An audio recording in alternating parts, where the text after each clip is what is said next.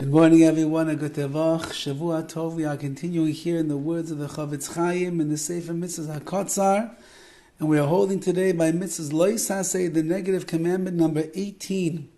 Shelo lehanois me'avodah zarah. A person cannot have any benefit from avodah zarah, from idols, umi tikravta, or from its offerings, umi mishamsheha,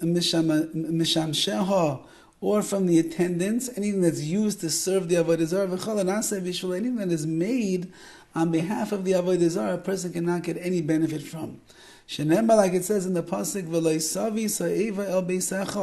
you're not allowed to bring this abomination to your house. It says further,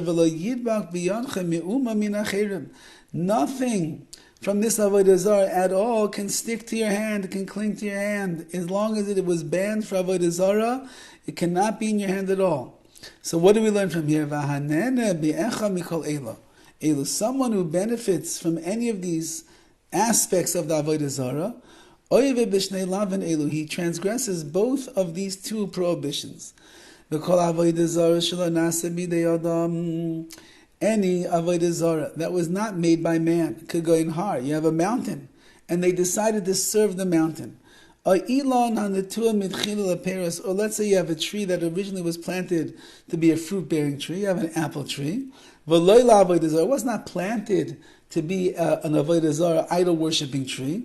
And then the people said, oh, that tree is so beautiful, it probably possesses powers. Let's start bowing down and serving it. Or you have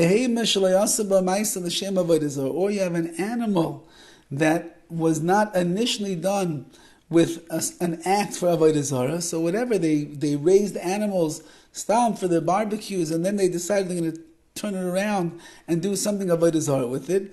Hey, mutar b'hana, all of these things are really mutar b'hana. They're really, you can get the benefit. You want to walk on that mountain to get to the other side of the valley, you would be allowed to.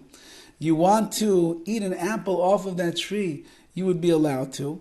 You want to be able to use this animal for something to plow the field and like, you would be allowed to. Aval, however, masha aleihem, whatever is on them, since that this thing now became an object of Avodah Zarah, whatever is on it now is becoming a takroives, is becoming offerings and parts of the Avodah Zarah itself.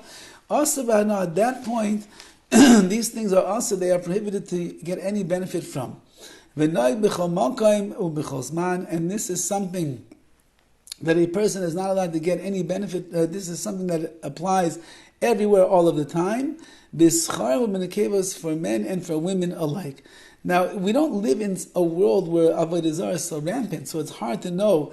The last major discussion that we had in Halacha in Klal Yisrael about benefiting from the takroivis, which is from like the sacrificial parts of things that are being used for Avodah Zarah, there was a sheitel controversy that took place quite a few years ago, where they found out that in India, a lot of the hair for the sheitels was coming from India, and in India they do worship some kind of an Avodah Zarah over there.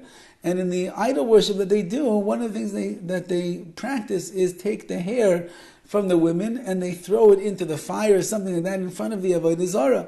So they wanted to know, was the hair that was coming from India, that for some Indian women that would be normally serving Avodah Zarah, were they allowed to use that for the sheitels? And it became a whole big halachic discussion over there. And be ma'ayin, take a look and see what the halacha is.